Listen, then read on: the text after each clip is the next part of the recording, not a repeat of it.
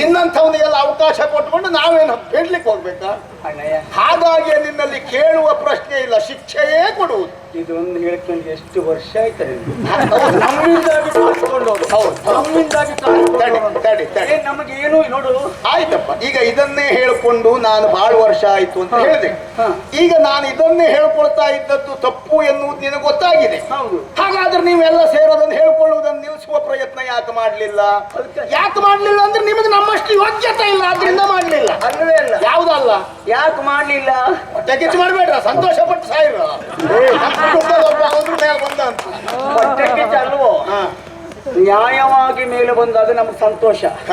ಬಾಯಿ ಹಾರಿಸ್ಕೊಂಡು ಒಳಗೆ ಟೊಳ್ಳಿಟ್ಕೊಂಡು ಹೊರಗಡೆ ಉಬ್ಬಿಟ್ಕೊಳ್ಳಿ ಅದೇ ಮಾಡ್ಕೊಂಡು ದೊಡ್ಡ ಆಗುದಲ್ಲ. ಆಚೆ ಕಡೆ ನಾ ಹೇಳ್ಬೇಕು, ಆಮೇಲೆ ಹೇಳ್ಬೋದು. ಆಚೆ ಕಡೆಗೆಲ್ಲ ಬ್ಯಾಟದ್ ಮಾಡ್ಕೊಂಡು ನಾವೇನು ಮಾಡ್ಲಿಲ್ಲ, ಸಂಭಾವಿತರಿದ್ದೇವೆ. ನಿನಗೆ ರಾವಣನೊಟ್ಟಿಗೆ ಸಖ್ಯ ಆಗ್ತದೆ, ಅವನೊಟ್ಟಿಗೆ ಮದ್ಯ ಸೇವನೆ ಆಗ್ತದೆ. ನೀನು ಮಾಡಿದ್ದೆಲ್ಲ ಅಪಚಾರವೇ. ನಿನ್ನ ಬಾಲ ಬಡುಕರು ನೀನು ಒಳ್ಳೆಯ ಅಂತ ಪ್ರತಿಬಿಂಬಿಸಿದ್ದಾರೆ. ನನಗೆ ನೀನು ಎಷ್ಟು ಅಧರ್ಮಿ ಅಂತ ನನಗೆ ಗೊತ್ತುಂಟು. ಹಾಗಾದ್ರೆ ಎಲ್ಲೋ ಗಗನ ಮಾರ್ಗದಲ್ಲಿ ಹಾರಾಡುತ್ತಿರುವಂತ ಅಥವಾ ಒಬ್ಬ ರಕ್ಕಸ ಕತ್ತೊಯ್ಯುತ್ತಿರುವಂತ ಹೆಣ್ಣನ್ನ ಬಿಡಿಸಿದವ ನೀನು ಒಂದು ಕಾಲದಲ್ಲಿ. ಅಂತವ ನೀನು ರಾವಣ ಸೀತೆಯನ್ನ ಕತ್ತೊಯ್ಯು ಕಾಲಕ್ಕೆ ಬಿಡಿಸುವುದಿಲ್ಲ. ಯಾಕೆ? ನೀನು ಅಷ್ಟು ಕೆಟ್ಟಿದ್ದೀಯ, ಗೊತ್ತಾಯ್ತಾ? ಕೆಟ್ಕೊಂಡು ಮತ್ತು ಒಳ್ಳೆಯವ್ರು ಕಂಡೋಗಿ ಬಲಿ ಬಲಿ ನೋಡು ಎಂತದ್ದು ನೀನ್ ಹೇಳ್ಕೊಂಡಲ್ಲಿಗೆ ಇಲ್ಬಾರನೇ ಹೇಳ್ಕೊಂಡಿದ್ದಷ್ಟು ಅಲ್ಲೇ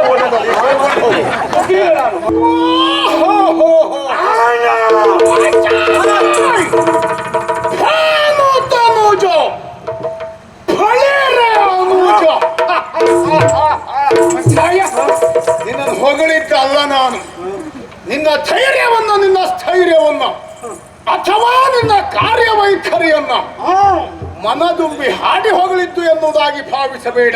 ಮತ್ತೆ ನನ್ನ ನಿನ್ನ ಅಪ್ಪ ಬೇರೆ, ಆದರೆ ರೂಪಾಂತರಗೊಂಡಿರುವಂತ ಅಮ್ಮ ಒಬ್ಬಳೆ. ಆ ಕಾರಣಕ್ಕಾಗಿ ಬಳಿರೆ ಅನುಜ ಎನ್ನುವುದಾಗಿ ಕರೆದೆ. ಸೂರ್ಯನ ಮಗನೇ, ನೀನು ಅರ್ಥ ಮಾಡಿಕೊಳ್ಳಬೇಕಿತ್ತು. ಒಬ್ಬನೇ ಮಗಲ್ಲ, ಗೊತ್ತುಂಟು ನನಗೆ ಅವರು ಯಾರಾಗಿದ್ದಾರೆ, ಹೇಗಾಗಿದ್ದಾರೆ ಎನ್ನುವುದು. ನಾನು ನಿನ್ನಿಂದ ತಿಳಿಯಬೇಕಾದದ್ದಿಲ್ಲ. ಒಬ್ಬನಿಗೆ ಕರೀತಾ ಇದ್ದಾನೆ, ಆದರೆ ಅವರಿಗೆ ಕಳಂಕವಾಗಿ ನೀನು ಹುಟ್ಟುಕೊಂಡವ. ನಿನ್ನಪ್ಪ ಸೂರ್ಯದೇವನ ಬೆನ್ನನ್ನು ನೋಡಿದವರು ಈ ಲೋಕದಲ್ಲಿ ಯಾರೂ ಇಲ್ಲ. ಹಣೆ ಬರಹ ಕೆಟ್ಟವನೇ, ನಿನ್ನ ಮುಖ ನೋಡಿದವರು ಇದ್ದಾರೇನೋ. ನೀನೇನು ನನ್ನನ್ನು ಕರೆಯುವುದು ಇದೇ ಹೊಸದಲ್ಲ. ಅಲ್ಲಪ್ಪ, ಇವತ್ತೇ ಪ್ರಥಮ ಅಲ್ಲ, ಹಿಂದೆ 5 ಬಾರಿ ನನ್ನನ್ನ ಕೂಗಿ ಕರೆದವ. ನಿನ್ನ ಕರೆಯನ್ನ ಕೇಳಿ ನಾನು ಬಂದವ. ನಡೆದಿರುವ ಹೋರಾಟದಲ್ಲಿ ಹಣೆ ಬರಗಿದ್ದವನ ಕೊಯ್ಲಾಗದೆ ಇದ್ರೆ ಬಾಯಲ್ಲಿ ಮಾತಿ ಹಾಕೋ. ಹಾಗಾದ್ರೆ ನೀನು ಆ 5 ಬಾರಿ ಪೆಟ್ಟು ತಿಂದು ನನ್ನಿಂದ ಮುಖಭಂಗಿತನಾಗಿ ಓಡಿ ಹೋದವ. ನಾನು ಸ್ವಸ್ಥ ಚಿತ್ತನಾಗಿದ್ದೆ. ಈ ಒಬ್ಬ ವ್ಯಕ್ತಿ ಒಂದು ಬಾರಿ ಏನಾದ್ರೂ ಕಳ್ಕೊಂಡ್ರೆ, ನೋವನ್ನು ಅನುಭವಿಸಿದ್ರೆ ಹೆಚ್ಚು ಅಂದ್ರೆ ಮತ್ತೊಂದು ಬಾರಿ ಪ್ರಯತ್ನ ಮಾಡ್ತಾನೆ. ನೀನು ಮರ್ಯಾದೆ ಸತ್ತವ 5 ಬಾರಿ ಪ್ರಯತ್ನ ಮಾಡಿದ್ರು ನಿನ್ನಿಂದ ನಿರೀಕ್ಷಿತ ಫಲವನ್ನು ಪಡೆಯುವುದಕ್ಕಾಗಲಿಲ್ಲ. ಪ್ರಯತ್ನ ಸೋಲ್ಬಾರ್ದು. ಆ ಕಾರಣಕ್ಕಾಗಿ ಬಹುಶಃ ಇನ್ನು ನೀನು ನನ್ನನ್ನು ಕರೆಯುವುದಿಲ್ಲ, ಈ ಕಡೆ ನೀನು ತಲೆ ಹಾಕಿ ಮಲಗುವುದಿಲ್ಲ ಎನ್ನುವ ಉದ್ದೇಶದಿಂದಲೇ ನಿನ್ನತ್ತ ನಾನು ನಿರ್ಲಿಪ್ತನಾಗಿ ಕುಳಿತವ. ಇವತ್ತು ಹಾಗಲ್ಲ. ವಾಲಿ ಎನ್ನುವ ದೀರ್ಘವಾದ ಸ್ವರ ನನಗೆ ಆಶ್ಚರ್ಯ ಆದದ್ದು ಆ ಕಾರಣಕ್ಕಾಗಿ. ನೀನು ಅಣ್ಣ ಎನ್ನುವುದಾಗಿಯೇ ಕರೆಯಬೇಕು ಎನ್ನುವ ಮನಸ್ಥಿತಿ ಹೊಂದಿದವನೇ ಹೌದು ಅಂತಾದ್ರೆ ಮತ್ತೆ ಕೊನೆಗೆ ವಾಲಿ ಎನ್ನುವ ವಿಶೇಷಣ ಯಾಕೆ? ಅಣ್ಣ ಎನ್ನುವ ಭಾವನೆಯೇ ನಿನಗಿಲ್ಲದೆ ವಾಲಿ ಎನ್ನುವುದಾಗಿ ಹೆಸರನ್ನು ಹೇಳಿಯೇ ನೀನು ಕರೆಯುವುದು ಹೌದು ಅಂತಾದ್ರೆ ಮತ್ತೆ ನೀನು ವಾಲಿ ಅಂತಲೇ ಕರೆಯಬಹುದಿತ್ತು. ಆ ವಿಶೇಷಣ ಯಾಕೆ? ಈಗ ಅರ್ಥ ಆಗ್ತಾ ಇದೆ. ಈ ಕಡೆಯಿಂದ ಅಣ್ಣ ಎನ್ನುವುದಾಗಿ ಕರೆದು ಆ ಕಡೆಯಿಂದ ವಾಲಿ ಎನ್ನುವುದಾಗಿ ಅಹಂಕಾರವನ್ನು ಮೆರೆಸ್ತಿ ಅಂತಾದ್ರೆ ಇವತ್ತು ನೀನು ಸ್ವಂತ ಬಂಡವಾಳದಿಂದ ಬಂದವ ಅಲ್ಲ. ಇಲ್ಲಿಯವರೆಗಿನ ನಿನ್ನ ಸ್ಥೈರ್ಯ ನಿನ್ನ ಬದುಕಿನಲ್ಲಿ ಸೋಲನ್ನೇ ಉಣ್ಣುವ ಹಾಗೆ ಮಾಡಿದೆ. ಹಾಗಾದ್ರೆ ಹೊಸ ಹುಮ್ಮಸ್ಸಿನಿಂದ ಹೊಸ ಹುರುಪಿನಿಂದ ಇವತ್ತು ವಿಶೇಷವಾಗಿ ನನ್ನನ್ನ ಕರೆಯುತ್ತಾ ಇದ್ದೀಯಂತಾದ್ರೆ ಏನು ಧೈರ್ಯ ಹೇಳು. ಹೌದು, ಅನ್ನ ಮಾಡಿ ನನ್ನ ಕರೆ ಹಾಗೆ ಉಂಟು. ಅಣ್ಣ ಅಂತ ಕರೆದಿದ್ದು ಮೊದಲಿನ ಸಂಬಂಧ, ವಾಲಿ ಅಂತ ಕರೆದಿದ್ದು ವಿರೋಧ ಭಾವ. ಅದಕ್ಕೆ ಸಾಕಲ್ಲ ಉತ್ತರ. ವಿರೋಧ ಯಾಕೆ ಆಗಿದೆ? ಯಾಕೆ? ನನ್ನ ಹೆಂಡತಿಯಾದ ಹೇಳು ಮುಂದೆ. ಒಂದು ವಾರ ಎದುರು ನಿಂತು ಮಾತಾಡ್ಲಿಕ್ಕೆ ಧೈರ್ಯ ಗೆಟ್ಟವ ನೀನು, ಮತ್ತೆ ಹೆಂಡತಿಯ ಏನ್ ನಿನ್ನ ಹೆಂಡತಿ? ರೂಮನ್ನೆಲ್ಲ ಇಟ್ಕೊಂಡಲ್ಲ ನೀನು? ಇಟ್ಕೊಂಡಿದ್ದೇನೆ. ಏನು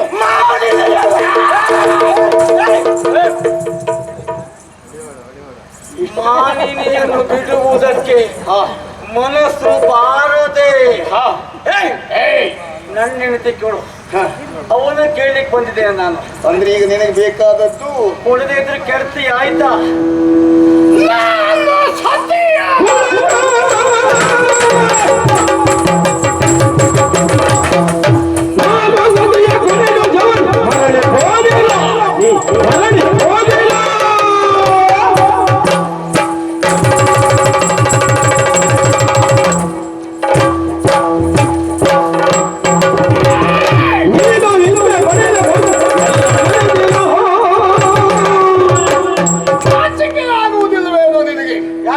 ಯಾವ ಧೈರ್ಯದಿಂದ ಕರೆದದ್ದು ಎನ್ನುವುದಾಗಿ ಪ್ರಶ್ನಿಸಿದ್ರೆ, ಮಾನಿನಿಯನ್ನು ಬಿಡುವುದಕ್ಕೆ ಅಂದರೆ ನಿನ್ನ ಹೆಂಡತಿಯಾದಂತಹ ರುಮೆಯನ್ನ ನಾನು ವಶವಾಗಿರಿಸಿಕೊಂಡವ. ಅವಳನ್ನ ಬಿಡಿಸಿಕೊಳ್ಳುವ ಉದ್ದೇಶ ಹೊಸ ಪ್ರಯತ್ನ ಏನಲ್ಲ ನಿನ್ನದ್ದು. ಮೊದಲಿನಿಂದಲೂ ನಾನು ರುಮೆಯನ್ನು ತಂದಿರಿಸಿಕೊಂಡ ಮೇಲೆ ನೀನು ಪ್ರಯತ್ನಿಸಿದವನೇ. ನಮ್ದು ಹೋರಾಟ ಒಂದು ಕೇಳುವುದು, ಆಮೇಲೆ ತಿಂದು ಹೌದು ಮುಖಭಂಗಿತನಾಗಿ ಹೊರಡುವುದು. ಹೌದಪ್ಪ, ನಾಚಿಕೆ ಆಗುವುದಿಲ್ವ? ಹೆಂಡತಿ ಇಟ್ಟವನಿಗೆ ನಾಚಿಕೆ ಇಲ್ಲ, ಕೇಳುವನಿಗೆ ನಾಚಿಕೆ ಯಾಕ? ಅದಕ್ಕೆ ಆದರ್ಶ ನಿನ್ನದ್ದೇ.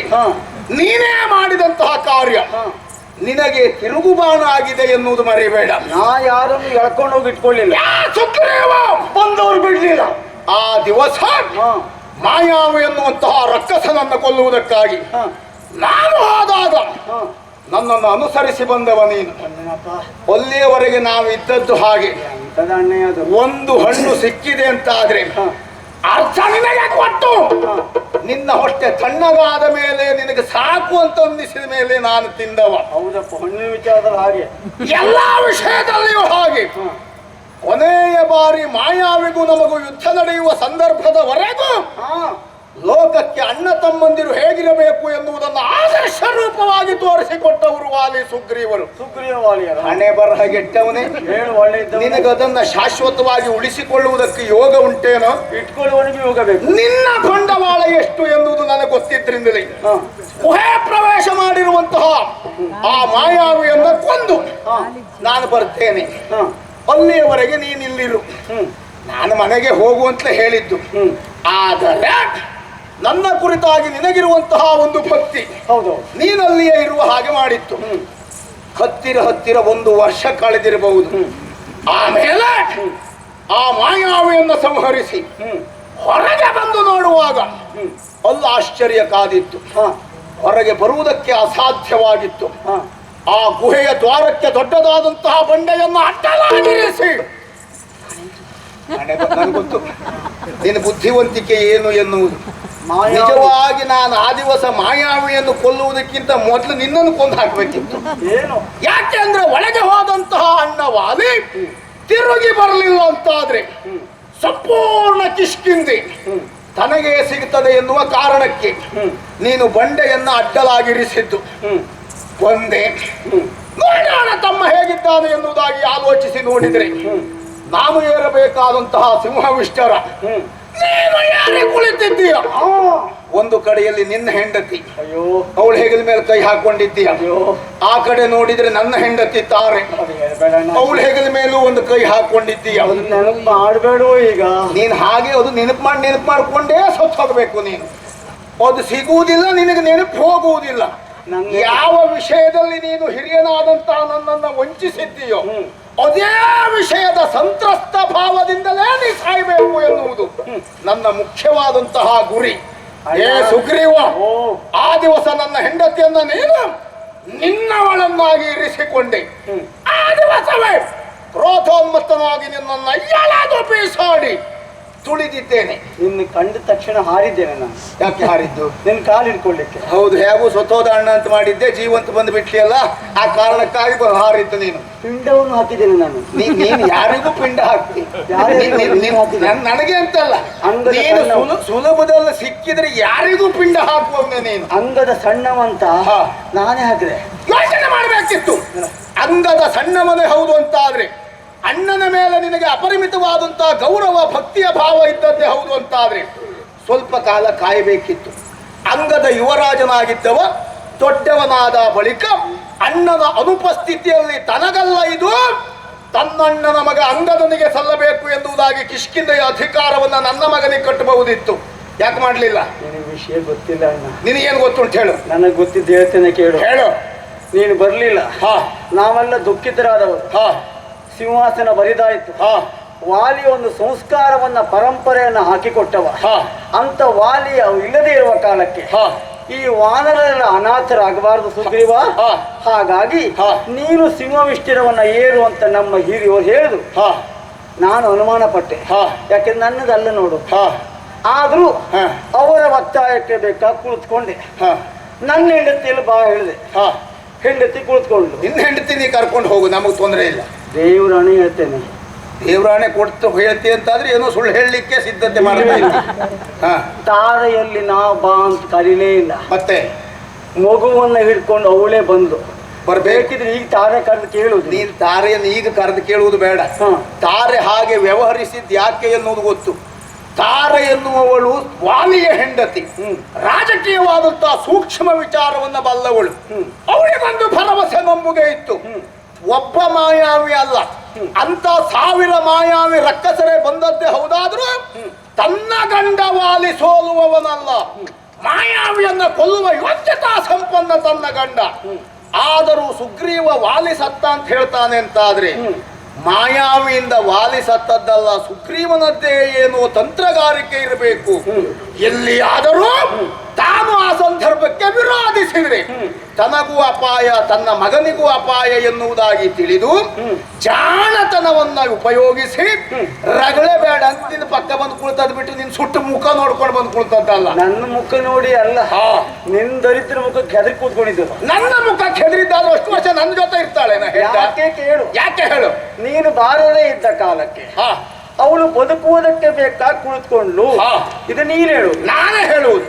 ನೋಡು, ಬದುಕುವುದಕ್ಕೆ ಬೇಕಾಗಿ ಕುಳಿತುಕೊಳ್ಳಿ ಅಥವಾ ಬಲಾತ್ಕಾರವಾಗಿ ಕುಳ್ಳಿರಿಸಿಕೊಳ್ಳಿ, ನೀತಿ ಮತ್ತು ಪರಿಣಾಮ ಒಂದೇ ಅಲ್ವಾ? ಪರಿಣಾಮ ಒಂದೇ ಅಲ್ವಾ? ಆದ್ರೆ ಕುಳಿತದ್ದು ಯಾಕೆ? ಕಾಲಾನಂತರದಲ್ಲಿ ಕ್ಷಿಪ್ರಗತಿಯಲ್ಲಿ ಗಂಡ ಬರ್ತಾನೆ ಎನ್ನುವ ನಿರೀಕ್ಷೆಯಿಂದಲೇ ತಂತ್ರಗಾರಿಕೆ ಬಳಸಿದ್ದದು. ತಂತ್ರಗಾರಿಕೆ ಅಂತ ನೀ ಹೇಳ್ತೀಯ, ನಾನು ಹೇಳುವುದಲ್ಲ, ಅವಳು ಹೇಳಿದ್ದು. ಅಷ್ಟು ತಂತ್ರಗಾರಿಕೆ ಇದ್ರೆ ಅವಳು ಹೊರಗಡೆ ಓಡ್ ಹೋಗ್ತಿದ್ಲು. ನಮ್ಮ ವಾಲಿ ಬಂದೇ ಬರ್ತಾನೆ, ನಿನ್ನ ಮಣ್ಣು ಮುಕ್ಕಿಸ್ತಾನೆ ಸುಗ್ರೀವ ಹೇಳಿ ಶಾಪಕ್ಕೆ ಹೋಗ್ತಿದ್ಲು. ಅದು ಬೇಡ ಅಲ್ಲ, ಯಾಕೆ ಹೋಗ್ಲಿಲ್ಲ ಕೇಳು. ಹೋಗ್ತಿದ್ಲು, ಹೋಗ್ಬೇಕು ಅಂತ ಯೋಚನೆಯೂ ಮಾಡಿದ್ಲು. ಅಂತ ಮಾಯಾವಿಯನ್ನೇ ಯಾಮಾರಿಸಿ ಅಣ್ಣನ ಸಾವನ್ನ ಕಥೆಯ ರೂಪದಲ್ಲಿ ಕಣ್ಣಿಗೆ ಕಟ್ಟಿದ ಹಾಗೆ ಹೇಳಿದ ನೀನು ಕಿಷ್ಕಿಂದೆಯ ಸಿಂಹಾಸನ ಏರಿ ಕಪಿಗಳನ್ನೆಲ್ಲ ನಿನ್ನತ್ತ ವಶ ಮಾಡಿಕೊಂಡವ. ಎಲ್ಲಿಯಾದರೂ ನೀನು ರಾಜನಾಗಿ ವಿಜೃಂಭಿಸಿದ ಮೇಲೆ, ನೀನು ಅಭಿಷಿಕ್ತನಾದ ಮೇಲೆ ಕಪಿಗಳೆಲ್ಲ ನಿನ್ನ ಮಾತನ್ನೇ ಕೇಳ್ತಾರೆ. ಎಲ್ಲಿಯಾದರೂ ತಾರೆ ಹೆದರಿ ಓಡಿದಳು ಅಂತಾದ್ರೆ ನೀನು ಕಪಿಗಳಿಗೆ ಆಜ್ಞೆ ಮಾಡಿದರೆ ಮುಂದಾಗಬಹುದಾದಂತಹ ಒಳ್ಳೆಯ ದಿವಸಗಳನ್ನ ಕಾಣುವುದಕ್ಕೆ ಕಾಲ ಇರುವುದಿಲ್ಲ. ಓಡುವುದಕ್ಕಿಂತಲೂ ಉಪಾಯ ಮಾಡುವುದೇ ಒಳ್ಳೆಯದು ಅಂತ ಅವರು ಒಳ್ಳೆ ಕುಳಿತುಕೊಂಡದ್ದವಳು. ನಿನಗೆ ಮತ್ತೊಂದು ಗೊತ್ತಿಲ್ವಾ? ಏನು ಗೊತ್ತು ಹೇಳಿ. ನಿನಗೆ ಹೇಗೆ ನೀ ಕಲ್ಪನೆ ಮಾಡ್ಕೊಂಡೇ ಎಲ್ಲ ಆಡ್ತೀಯೋ ಅದೇ ರೀತಿ ಕಲ್ಪನೆಯನ್ನು ಯಾರೂ ಮಾಡ್ಬೋದು ಅಣ್ಣ. ನಾನೀಗ ಕಲ್ಪನೆ ಮಾಡಿಕೊಂಡು ನಿನ್ನ ಹೆಂಡತಿ ಬಗ್ಗೆ ಹೇಳಲಿಲ್ಲ. ಅಷ್ಟು ವರ್ಷ ಆಯ್ತು ನನ್ನ ಹೆಂಡತಿ ಬಗ್ಗೆ ಹೇಳಿ. ಈಗ ನನ್ನ ಹೆಂಡತಿ ಬಗ್ಗೆ ನಾನು ಹೇಳುದು. ಏನ್ ಹೇಳುವುದು? ಒಮ್ಮೆ ರೂಮೆಯನ್ನು ಕರೆದು ಕೇಳು. ಏನಂತ? ನನಗೆ ಸುಗ್ರೀವನ ಒಟ್ಟಿಗೆ ಇರ್ಲಿಕ್ಕೆ ಮನಸ್ಸು ಉಂಟು ಅಥವಾ ವಾಲಿಯೇ ಆದಿತ್ತು ಕೇಳು. ಯಾರು? ನಿನ್ನ ಹೆಂಡತಿಯ? ಕೇಳು, ನಿನ್ನ ಹೆಂಡತಿಯನ್ನ ಕೇಳು. ಆವಾಗ ಅವಳು ಏನಾದ್ರೂ ನನ್ನ ವಿರುದ್ಧವಾಗಿ ಆಡಿದರೆ ನಾನೇ ತಲೆ ಕಡಿದು ಕೊಡ್ತೇನೆ. ಕೇಳ್ತೀಯಾ? ಅಲ್ಲ ನಾನು ಅದನ್ನು ಕೇಳ್ತೀಯಾ? ಅಡಿಯೋ, ನೀನು ನಿನ್ನ ಕಲ್ಪನೆ ಮಾತಾಡ್ತೀಯ, ನನ್ನ ಕಲ್ಪನೆ ನಾನು ಯಾಕೆ ಮಾತಾಡಬಾರ್ದು? ಈಗ ನಿನ್ನ ಹೆಂಡತಿಯ ಬಗ್ಗೆ ನಾನು ಏನಾದ್ರೂ ಹೇಳಿದ್ದೇನೆ? ನಿನ್ನ ಹೆಂಡತಿ ಯಾರ ಜೊತೆಗಿರ್ತಾಳೆ, ಅವಳಿಗೆ ನನ್ನ ಜೊತೆಗಿರುವುದಕ್ಕೆ ಇಷ್ಟ ಇಲ್ಲ ಎಂದು ನನಗೂ ಗೊತ್ತು. ಅವಳನ್ನು ಕರೆದು ಕೇಳುವುದು ಬೇಡ, ನಾನೇ ಹೇಳ್ತೇನೆ ಅವಳಿಗೆ ನಿನ್ನ ಜೊತೆಯೇ ಇಷ್ಟ. ಇಷ್ಟು ಹೊತ್ತು ನಾನು ನನ್ನ ಹೆಂಡತಿ ಬಗ್ಗೆ ಹೇಳಿದ್ದೇನೆ ಬಿಟ್ಟರೆ ನಿನ್ನ ಹೆಂಡತಿ ವಿಷಯ ಹೇಳಿದ್ದಲ್ಲ. ಇಷ್ಟ ಅಡಿಯೋ, ನಿನ್ನ ಹೆಂಡತಿಯನ್ನ ನಾನು ದೌರ್ಜನ್ಯದಿಂದಲೇ ಇರಿಸಿಕೊಂಡದ್ದು. ನಿನ್ನ ಹೆಂಡತಿಗೆ ಮನಸ್ಸಿಲ್ಲದೆ ಇದ್ದರೂ ನಾನು ಸಿಟ್ಟಿನಿಂದಲೇ ಅವಳನ್ನು ಇರಿಸಿಕೊಂಡದ್ದು. ಈಗ ಅವಳನ್ನು ಕರೆದು ಕೇಳುವುದು ಬೇಡ, ಇದು ಕರ್ಸಲು ಹೋಗಿ ನಿನ್ನನ್ನು ಒಪ್ಕೊಳ್ತಾಳೆ. ಹಾಗಿದ್ರೆ ನನಗೂ ನಿನಗೂ ವ್ಯತ್ಯಾಸ ಉಂಟು ಅಂತ. ಅವಳಾಗಿ ಬಂದು ಕುಳಿತಾಗ ನಾವು ಇಟ್ಕೊಂಡಿದ್ದು ಹೌದು, ನನಗೆ ಕಲಿಸಬೇಕೆಂಬ ಕಾರಣಕ್ಕಾಗಿ ದೌರ್ಜನ್ಯದಿಂದ ನೀವು ಇಟ್ಕೊಂಡದ್ದು. ನಮ್ಮಿಬ್ಬರ ಅಂತರ ಒಪ್ಕೊಳ್ತೀಯಲ್ಲ? ಒಪ್ಪಂದೆ ಮಾಡಿದ್ದು, ನಾನು ಅದನ್ನು ಸ್ಪಷ್ಟವಾಗಿ ಹೇಳಿದ್ದೇನೆ. ನಿನಗೆ ಪಾಠ ಕಲಿಸುವುದಕ್ಕಾಗಿಯೇ ಮಾಡಿದ್ದು. ಒಪ್ಪಿಕೊಂಡ ಬಳಿಕ ಹೇಳ್ತಿ ಬಿಡು. ಯಾರು ಹೇಳ್ತೀನಿ? ನನ್ನ ಹೇಳ್ತೀಯ, ಮತ್ತೆ ನಿನ್ನ ಹೇಳ್ತಿ ಬೇಡ. ಕೂತ್ಕೊಳ್ಳ.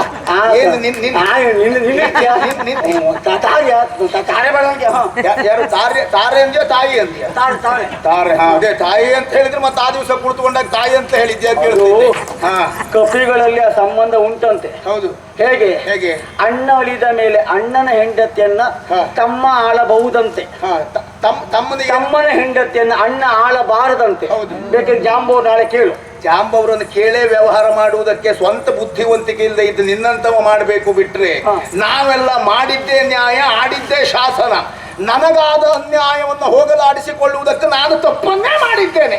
ಏನೀಗ ನಿನ್ನ ಹೆಂಡತಿಯನ್ನು ನಾನು ಇರಿಸಿಕೊಂಡದ್ದು ಧರ್ಮ ಪ್ರಕಾರ ಅಲ್ಲವೇ ಅಲ್ಲ, ಅಥವಾ ಸತ್ಯ ಧರ್ಮದ ಚರ್ಚೆ ಮಾಡಿ ಅಲ್ಲವೇ ಅಲ್ಲ, ನನಗನ್ಯಾಯ ಮಾಡಿರುವಂತಹ ನಿನ್ನ ಮೇಲಿನ ಪ್ರತೀಕಾರಕ್ಕಾಗಿ. ತಪ್ಪು ಎನ್ನುವುದು ಗೊತ್ತಿದ್ದು ನಿನ್ನ ಹೆಂಡತಿಯನ್ನು ಇರಿಸಿಕೊಂಡಿದ್ದೇನೆ. ಈಗಲೂ ನನ್ನ ನಿರ್ಧಾರದ ಮಾತನ್ನು ಕೇಳು. ನಾನು ಸತಿಯ ಕೊಡೆನು. ಯಾರೋ ಹೇಳಿದ್ದಾರೆ, ಯಾರೋ ನಿನ್ನ ಜೊತೆಗಿದ್ದಾರೆ, ಯಾರದ್ದೋ ಬೆಂಬಲ ಪಡ್ಕೊಂಡು, ಇದೆಲ್ಲ ನಮ್ಮನ್ನು ಹೆದರಿಸುವ ಕಾಲ ಅಲ್ಲ. ಒಂದು ಮಾತನ್ನು ನೆನಪಿನಲ್ಲಿ ಇಟ್ಟುಕೋ. ಏನು? ನಿನಗೇನಾದ್ರೂ ಹೆಂಡತಿಯನ್ನು ಬಿಟ್ಟು ಒಂದು 4 ಕಾಲ ಆ ಋಷ್ಯಮುಖದಲ್ಲೇ ಬಾಳಬೇಕು ಎನ್ನುವ ಆಸೆ ಇದ್ರೆ, ಒಲ್ಲೇ ನಿಂತುಕೊಂಡು ನಮ್ಮ ಚಂದ ಎಲ್ಲ ನೋಡ್ಕೊಂಡೇ ಸಾಯ್ಬೇಕು ಎನ್ನುವ ಇಷ್ಟ ಇದ್ರೆ, ಒಂದೇ ಒಂದು ಹೆಂಡತಿಯ ಬಗ್ಗೆ ಮಾತಾಡದೆ ಜವದಿ ಪೋಗೆಲ್ಲ. ಅಲ್ಲದೆ ಇದ್ರೆ ನಿನ್ನ ಹೆಣ ಬಿದ್ದಿ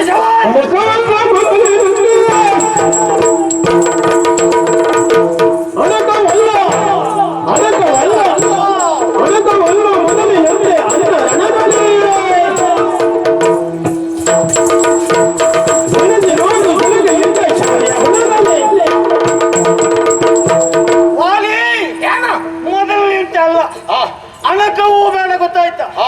ಈಗ ಬಿಡಿಸಲೇಬೇಕೆಂಬ ಕಾರಣಕ್ಕಾಗಿ ಧೈರ್ಯವಾಗಿ ಕರೆದಿದ್ದು ನಾನು. ಈ 5 ಬಾರಿ ಆಗದೆ ಇದ್ದದ್ದು ಈಗ ಹೇಗಾಗ್ತದೆ? ಆಗಬಾರದು ಅಂತ ಏನುಂಟು? ಅಲ್ಲ, ಆಗ್ತದೆ ಎನ್ನುವುದಕ್ಕೆ. ಆಗಬಾರದು ಅಂತ ಏನುಂಟು? ಸರಿ, 5 ಬಾರಿ ಆಗದೆ ಇದ್ದದ್ದು ಈಗ ಹೇಗೆ ಧೈರ್ಯ ಅಂತ ಹೇಳು. ಮಗು ಒಂದು ಓಡುತ್ತಿರುವ ಕಾಲಕ್ಕೆ ಅಥವಾ ನಿಂತುಕೊಳ್ಳುವ ಕಾಲಕ್ಕೆ 10 ಬಾರಿ ಬೀಳ್ತದೆ. ಬೀಳಲೇಬೇಕು, ಮಗು ಅದು ಅಲ್ವಾ? ಹೌದು. ಪ್ರಯತ್ನ ಬಿಡ್ತದ? ಬಿಡುವುದಿಲ್ಲ. ನೀ ಮಗು ಅಲ್ಲ. ಹೇಳ್ತಾರೆ ಕೇಳು. ನೀ ಕೆಲವು ಬಾರಿ ಬಿದ್ದಿದ್ದಾಗಿ ಹೇಳು. ಈ ಸಾಧನೆಯ ಪಥದಲ್ಲಿ ಮಗು, ಆದ್ರೆ ಪ್ರಯತ್ನ ಬಿಡುವುದಿಲ್ಲ. ಬಿದ್ದವ ಎದ್ದೇ ಹೇಳುತ್ತಾನೆ, ಆ ವಿಶ್ವಾಸ ಉಂಟು. ಅಣಕವಲ್ಲ, ಮೊದಲಿನಂತಲ್ಲ. ಕೊಡು ಹೆಂಡತಿಯಲ್ಲ, ಕೆಳಬೇಡ ನೀನು.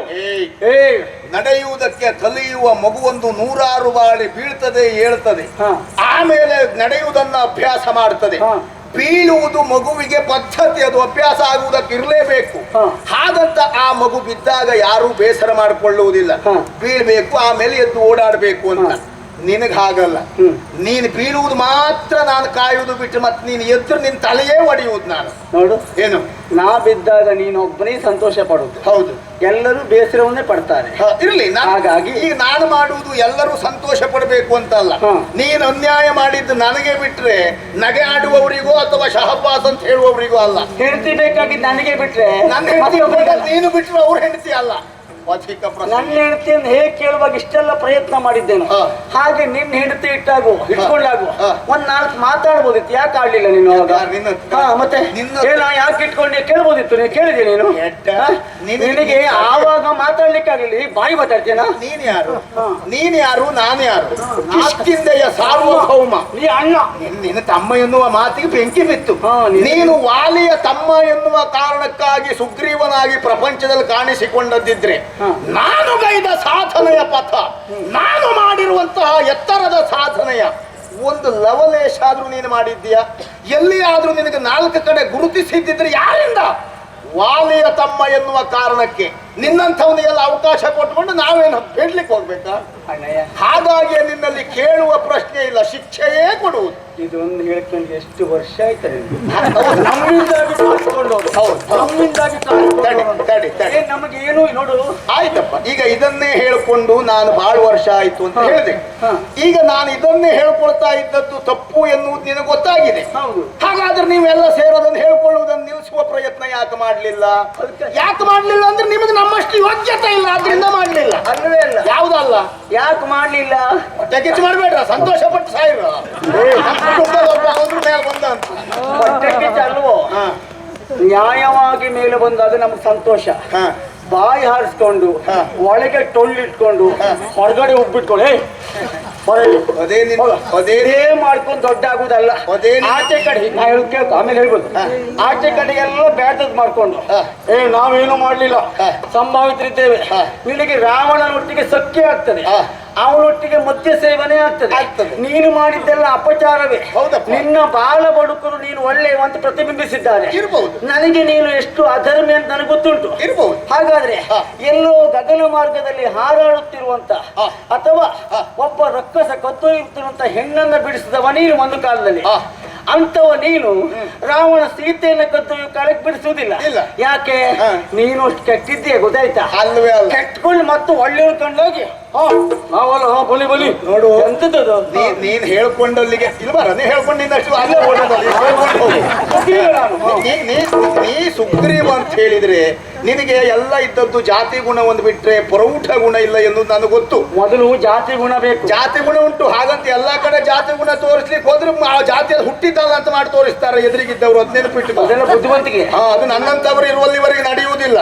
ಮತ್ತೆ ಹೇಳಿದೆಯಲ್ಲ, ಬೇಡದೆ ನೀನ್ ಹೇಳಲಿಕ್ಕೆ ಅವಕಾಶ ಕೊಟ್ಟಿದ್ದೇನೆ ಇಲ್ಲ, ಸುಮ್ಮನೆ ನಿಂತ್ಕೋ. ಈಗ ನಾನು ಜಾತಿ ಹೌದು, ಆದರೆ ಬುದ್ಧಿವಂತನು ಹೌದು. ಕೇವಲ ಜಾತಿ ಆಧಾರದ ಮೇಲೆ ಹಾರಾಡುವುದಲ್ಲ, ಸ್ವಂತಿಕೆಯ ಆಧಾರದಲ್ಲೂ ಹಾರಾಡುವವ ವಾಲಿ. ಬಾಲ ನಂಗುಂಟು, ಬಾಲ ನಿನಗೆ ಎಂತದ್ದು, ನನಗೂ ಉಂಟು. ಬಾಲ ಇದ್ದಲ್ಲಿಗೆ ಆಗುವುದಿಲ್ಲ, ಬಾಲದ ಸಾರ್ಥಕತೆ ಎಷ್ಟಾಗಿದೆ ಎನ್ನುವುದು ಮುಖ್ಯ. ಬಾಯಿ ಇದ್ದಲ್ಲಿಗೆ ಆಗುವುದಿಲ್ಲ, ಬಾಯಲ್ಲಿ ಎಷ್ಟು ಒಳ್ಳೆ ಮಾತಾಡ್ತೀಯ ಎನ್ನುವುದು ಮುಖ್ಯ. ಮತ್ತೆ ಹೇಳಿದೆಯಲ್ಲ, ಬೇಡದೇ ಇದ್ದದ್ದನ್ನೇ ಮಾಡಿದವ, ಯಾರಿಗೂ ಸಹಾಯ ಮಾಡಿದವ ಅಲ್ಲ. ಹೌದಪ್ಪ, ನಾವು ಬಾಯಿ ಹಾರಿಸ್ಕೊಂಡೇ ಬದುಕಿದವರು, ಮತ್ತೊಬ್ಬರಿಗೆ ದೌರ್ಜನ್ಯ ಮಾಡೇ ಬದುಕಿದವರು. ನಿನ್ನ ಮಾತಿನಂತೆ ಹೌದು ಅಂತ ಆದ್ರೆ ಈ ಪ್ರಪಂಚದಲ್ಲಿ ಯಾರೊಬ್ಬ ಸಹಿಸುವುದಕ್ಕಾಗದೇ ಇದ್ದದ್ದನ್ನು ಮಾಡಿದ್ದಾನೋ ಒಂದು ಕೆಲವು ವರ್ಷ ವಿಜೃಂಭಿಸಬಹುದು. ಆಮೇಲೆ ನೀನೋ ನಿನ್ನಂತವನು ಹೆಚ್ಚಾಗಿ ಸಾತ್ವಿಕ ಶಕ್ತಿಗಳು ದುರ್ಜನ ಶಕ್ತಿಯನ್ನ ಮಟ್ಟ ಹಾಕ್ತಾರೆ. ನನ್ನಲ್ಲಿ ಅಂತ ಒಂದು ದುರ್ಜನ ಶಕ್ತಿ ಇದ್ದದ್ದೇ ಹೌದು ಅಂತ ಆದ್ರೆ ನಿನ್ನಂತ ಸಾತ್ವಿಕ ಶಕ್ತಿ ಯಾಕೆ ನಮ್ಮನ್ನು ಮಟ್ಟ ಹಾಕ್ಲಿಕ್ಕೆ ಬರಲಿಲ್ಲ? ಅದರ ಅರ್ಥ ನಮ್ಮ ಪ್ರಭಾವ ಇನ್ನು ಕೆಲವು ವರ್ಷ ಈ ಕ್ಷೇತ್ರದಲ್ಲಿ ಇರ್ತದೆ. ನೀವೆಲ್ಲ ಹೀಗೆ ಹೇಳಿಕೊಂಡು ನಾಮಾವಶೇಷ ಆಗ್ತೀವಿ ಅಂತ ಲೆಕ್ಕ. ನೆನಪಿಟ್ಕೋ, ನೀವು ಈ ರೀತಿ ಹಾಗೆ ಮಾಡದೆ ಅಲ್ಲಿ ಹಾಗೆ ಮಾಡದೆ ನಾವು ಯಾರಿಗೂ ಬೇಡ ಆದದ್ದನ್ನು ಮಾಡಲಿಲ್ಲ. ರಾವಣ ಕೆಟ್ಟವ ಇರಬಹುದು, ನಮಗೂ ಒಳ್ಳೆಯವ. ಹಾಗಾಗಿ ಅವ ಮಾಡಿದಂತ ಕಾರ್ಯವನ್ನು ನಾನು ಪ್ರೋತ್ಸಾಹಿಸ್ತೇನೆ. ನೀನು ಒಳ್ಳೆಯವ ಇರಬಹುದು, ನನಗೆ ಕೆಟ್ಟವ, ಆದ್ರಿಂದ ನೀನು ಕೆಟ್ಟದ್ದನ್ನೇ ಮಾಡ್ತೇನೆ. ತಪ್ಪೇನು? ಹೇಳಿದಿಲ್ಲ ನೀನು. ನಾನು ದೌರ್ಜನ್ಯ ಮಾಡಿದ್ದೇನೆ, ನನ್ನನ್ನು ನಿಯಂತ್ರಿಸ್ಲಿಕ್ಕೆ ಯಾರು ಬರಲಿಲ್ಲ. ಯಾರಿದ್ದಾರೆ? ಬರಲ್ಲ ಅದಕ್ಕೆ ಕಾಲ ಬರ್ಬೇಕು. ಈ ಕಾಲ ಬಂದಿದೆ. ಯಾಕೆ ಗೊತ್ತುಂಟಾ? ನಾವೇನು ಅಂತ ಪ್ರಕಟ ಆಗುದು ಯಾವಾಗ? ನಮ್ಮ ಆಯ್ಕೆ ಸಮಬಲರೊಟ್ಟಿಗೆ ಇರಬೇಕು. ನೀನು ಇಷ್ಟು ಕಾಲವು ಯಾರ್ಯಾರನ್ನೂ ಆಯ್ಕೆ ಮಾಡ್ಕೊಂಡು ಬದುಕಿದೆಯಲ್ಲ ಮಗನೇ, ಇವತ್ತು ನಾ ಬಂದಿದ್ದೇನೆ. ನನ್ನ ಬೆಂಬಲಕ್ಕೆ ಮತ್ತೊಂದು ಧರ್ಮ ಉಂಟು. ನನ್ನ ಬೆಂಬಲಕ್ಕೆ ಇಲ್ಲ ಬಿಡ. ಆ ಧರ್ಮ ಮತ್ತು ನಾನು ಇಬ್ಬರು ಒಂದಾಗಿ ನಿನ್ನ ನಿಯಂತ್ರಣ ಇವತ್ತು ಮಾಡ್ತೇವೆ ನಾವು. ನೀನು ಒಂದು ಮಾತು ಹೇಳಿದ್ದು ಬಹಳ ಸಂತೋಷ ಆಯ್ತು. ಮತ್ತೆ ಇಲ್ಲಿಯವರೆಗೆ ಹಿರಿಯನಾದಂತ ನನ್ನನ್ನ ಅಣ್ಣ ಅಂತಲೋ ಏಕವಚನದಿಂದಲೋ ಕರೆದವ ಇವತ್ತು ಮಗನೇ ಅಂದಿಯಲ್ಲ. ಇಂದಿನ ಕೊನೆಗಾಲ ಎನ್ನುವುದಕ್ಕೆ ಬೇಡವೇ ಬೇಡ.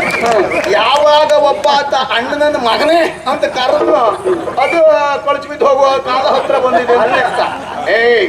ಮತ್ತೆ ಹೇಳಿದೆಯಲ್ಲ ಧರ್ಮ, ಪೂರ ನೀನೇ ಮಾತಾಡ್ಲಿಕ್ಕೆ ಆಗುದಿಲ್ಲ. ಮತ್ತೆ ಧರ್ಮ ಬಂದಿದೆ ಅಂತ ಹೇಳಿದೆಯಲ್ಲ.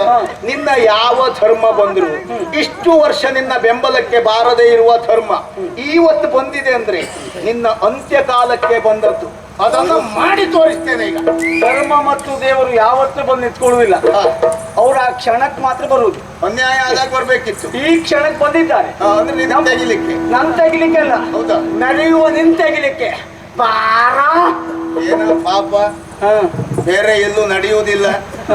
ನನ್ನ ಹೆಸರು ಹೇಳ್ಕೊಂಡಾದ್ರೂ ನಮ್ಮ ಹತ್ರವೇ ಇಲ್ಲೇ ಬಿದ್ಕೊಂಡಿರ್ಲಿ ಅಂತ ಮಾಡಿದೆ. ಇಲ್ಲ, ನಿನಗ ಯೋಗವೇ ಇಲ್ಲ. ಒಟ್ಟಿನ ಉಳಿದ ವರ್ಷಕ್ಕೆ ನಾವು ಒಬ್ಬನೇ ಇದೆಲ್ಲ ನೋಡ್ಕೊಳ್ಳುವುದು ಅಂತ ಗೊತ್ತಾಯ್ತು. ನೀವೆಲ್ಲ ಬೇಡದೈತು ಉಪದ್ರ ಕೊಟ್ಕೊಂಡು ಒಳ್ಳೆವ ಅಂತ ಹೇಳ್ಕೊಂಡು 1 ವರ್ಷ 2 ವರ್ಷ ಅಷ್ಟೇ. ಮುಗಿತಾ ಹೇಳ್ಬೇಕಾ? ಹೇಳು ಹೇಳು. ಹೌದಾ, ಹೇಳ್ಬೇಕಾ? ನೀ ಹೇಳಿದ್ರೆ ಚಂದ. ನಾವು ಹಂಗಲ್ವೋ ಅಲ್ಲ. ನೀವ್ ಹೇಗೆ ನಮಗೆ ಚೆನ್ನಾಗಿ ಗೊತ್ತುಂಟು ಅಣ್ಣ, ಪ್ರಪಂಚಕ್ಕೆ ಗೊತ್ತುಂಟು. ಅಯ್ಯೋ ನಮಗ ಹಾಗಾಗಿ ನಮ್ಮ ಒಡನಾಟದಲ್ಲಿ ದೊಡ್ಡವರೇ ದೊಡ್ಡ ತಲೆಯೇ ಇದ್ದಾರೆ ಬಿಟ್ರಿ, ಸಣ್ಣ ಪುಟ್ಟ ಎಲ್ಲ ನಾವು ನೋಡುವುದೇ ಇಲ್ಲ. ನೀವ್ ಬೇಕಿದ್ರು ನೋಡು, ವಾಲಿಯ ಸಂಗಡ ಇರುವವರು, ವಾಲಿಯ ಸ್ನೇಹಿತರಾಗ ಎಲ್ಲ ದೊಡ್ಡ ಲೋಕಾನುಗ್ರಹ ವ್ಯಕ್ತಿಗಳೇ ಬಿಟ್ರೆ, ಅಂದ್ರೆ ದೊಡ್ಡ ಮಟ್ಟದ ವ್ಯಕ್ತಿಗಳೇ ಬಿಟ್ಟರೆ ಸಣ್ಣ ಸಣ್ಣವ್ರು ಇದ್ದಾರೆ. ನೀ ಎಲ್ಲ ಅವರನ್ನು ಕೊನ್ಸಲ್ ಕಾಣ್ಲಿಕ್ಕೂ ಆಗುಲ್ಲ ಅಂತವ್ರು ನಮ್ಗೆ ಗೊತ್ತಿದ್ದಾರೆ. ಅನುಮಾನ ಇಲ್ಲ, ಯಾಕೆ ಗೊತ್ತುಂಟ? ಯಾಕೆ ಹೇಳಿ? 33 ಕೋಟಿ ದೇವತೆಗಳು 66 ಕೋಟಿ ದಾನವರು ಇಬ್ಬರು ಒಟ್ಟಾಗಿ ಮಥನ ಮಾಡಿದ್ದನ್ನು ನೀವು ಒಬ್ಬನೇ ಮಾಡಿದವ. ನಿನ್ನ ಬಲದ ಬಗ್ಗೆ ನಮಗೆ ವಿಶ್ವಾಸವೂ ಉಂಟು, ಸಂತೋಷವೂ ಉಂಟು. ನಾ ಬದುಕಿದ್ದೆ ಬಲ ಮತ್ತು ಬಾಯಿ. ಹೇಗಾದ್ರೂ ಆ ದಿವಸದ ಮಟ್ಟಿಗೆ ಹೊಡ್ಕೊಂಡು ಹೋಗ್ತೇನೆ ಅಂತ ವಿಶ್ವಾಸ. ಅದಕ್ಕಾಗಿ ಹೇಳಿದ್ದಾರೆ, ಮನೆಗೆ ನಾಳೆ ದಿವಸ ಏನಾದ್ರೂ ಬರ್ಬೋದು, ಅದಕ್ಕಾಗಿ ನಾ ಹೇಳಿದ್ದೆ. ಅಲ್ಲಿ ಅಷ್ಟು ಬಲ ಮಾಡಿದವ ನೀನು, ಇಲ್ಲಿಯೂ ಬಂದು ನನ್ನಲ್ಲಿ ಬಾಯಿ ಬಲ ಹೇಳ್ತಾ ಇದ್ದೀಯ. ತೋಳು ಬಲ ಉಂಟು ಅಂತ ಹೇಳಿದ್ದೆ. ಸುಮ್ಮನೆ ನಾ ಸುಮ್ಮನೆ ನೀ ಏನ್ ಮಾಡ ಎದುರು ಓಡುವುದೇ ಅಲ್ವಾ? ಓಡುವುದಲ್ಲ, ಇವತ್ತು ಓಡ್ಲಿಕ್ಕೆ ಬಂದಿದ್ದಲ್ಲ, ನೀನು ಓಡಿಸ್ಲಿಕ್ಕೆ ಬಂದವ ನಾನು. ನಿಮಗೆ ಎಲ್ಲ ತಿಂದಿದ್ದ ತಲೆ ಹೊತ್ತು ಹೋಗಿದೆ ನಿಮಗೆ, ಎಲ್ಲ ಇಳಿಸಿ ನೀರು ಕುಡಿಸ್ಲಿಕ್ಕೆ ಬಂದಿದ್ದು. ಇಷ್ಟು ದಿನ ನನಗೆ ಅಣ್ಣ ಅಣ್ಣ ಅಣ್ಣ ಎಂಬಂತ ಅಭಿಮಾನ ಇರ್ತಿರ್ಲಿ, ಏನೇ ಇರ್ಲಿ, ನಾವು ಹುಟ್ಟಿದ ದೇಹದಿಂದಲೇ ಹುಟ್ಟಿದ್ದಾನೆ, ಸ್ಥಳ ಬೇರೆ ಬೇರೆ ಆದ್ರು ಎಂಬಂತ ಒಂದು ರೀತಿ ಒಳಗಿಂದ ಭಾವನೆ ಇತ್ತು. ಆದ್ರೆ ಇವತ್ತು ಹಾಗಿಲ್ಲ. ಇವತ್ತು ನೀನು ವಿರೋಧಿ ಅನುಮಾನವೇ ಇಲ್ಲ.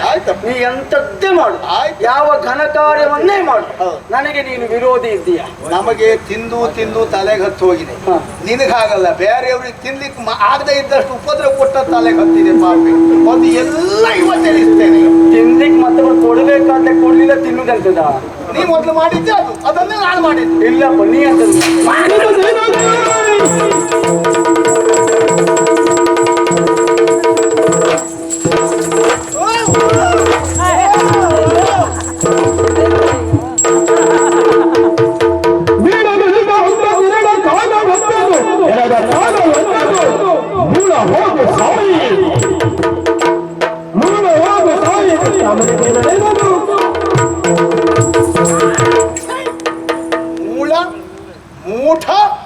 ಮೂರ್ಖ, ನಿನ್ನ ಮುಖಕ್ಕೆ ಧರ್ಮದ ಬೆಂಬಲ, ದೇವರ ಬೆಂಬಲ, ಹಾಗೆ ಹೀಗೆ ಅಂತ ಹೇಳ್ಕೊಂಡಿಯಲ್ಲ. ಹಿಂದೆ 5 ಬಾರಿ ಏನಾಗಿತ್ತೋ ಇವತ್ತು ನಿನಗಾದದ್ದು ಅದೇ. ಬರುವುದು, ಪೆಟ್ಟು ತಿನ್ನುವುದು, ಹೋಗುವುದು, ಮತ್ತೆ ಬಲಾಢ್ಯ ಅಂತ ಕೊಚ್ಚಿಕೊಳ್ಳುವುದು. ಈಗಲೇ ನಿನ್ನನ್ನು ಕೊಂದು ಮುಗಿಸಿದ್ರು ಕೇಳುವವರು ಯಾರೂ ಇಲ್ಲ. ಆದ್ರೆ ಹಾಗೆ ಮಾಡುವುದಿಲ್ಲ. ಯಾಕೆ? ಹೇಳಿಕೊಳ್ಳುವುದಕ್ಕೆ ತಮ್ಮ ಅಂತ ನೀನೊಬ್ಬ ಸತ್ತಿದ್ದೀಯಲ್ಲ. ಹಾಗಾಗಿ ಮೂಲ ಹೋಗು. ಇನ್ನೆಲ್ಲಿ ಆದ್ರೂ ನನ್ನ ತಳ್ಳಿಗೆ ಬಂದ್ರೆ, ಬೇಡದೆ ಇದ್ದದ್ದೇನಾದ್ರೂ ನನ್ನ ವೈಯಕ್ತಿಕ ವಿಷಯ ಮಾತಾಡಿದ್ರೆ ಜಾಗ್ರತೆ. ಪ್ರಕರಣಕ್ಕೆ ಸಂಬಂಧಪಟ್ಟದ್ದಷ್ಟೇ ಮಾತಾಡು. ನಾನು ವೈಯಕ್ತಿಕ ಮಾತುಗಾರರಿಂದ, ವೈಯಕ್ತಿಕ ವಿಷಯಗಳಿಂದ ಬಹಳ ಮೇಲೆ ಬಂದಾಗಿದೆ, ಗೊತ್ತಾಯ್ತಾ? ಆದ್ರೂ ಅದನ್ನೇ ಮಾತಾಡುವ ಚಟ ನಿನಗೆ. ಓದಲ್ಲೆಲ್ಲ ಬಾಯಿ, ಹುಡುಗರ ಮಕ್ಕಳನ್ನೆಲ್ಲ ಹೆದರ್ಸಿ ಬಾಯಿ ಮುಚ್ಚಿಸೋ ಅಭ್ಯಾಸ ಆಗೋಗಿದೆ. ಅದನ್ನೇ ಮಾಡ್ಕೊಂಡು ಜೀವಮಾನ ಹಾಳು ಮಾಡ್ಕೊಂಡು ಸತ್ತಿಲ್ಲ. ಇಂಥವ ಮಾತಾಡಬಾರ್ದು. ಸ್ವಲ್ಪ ಪ್ರಕರಣ ಎಲ್ಲ ಸರಿ ತಿಳ್ಕೊಂಡು ಬರ್ರ.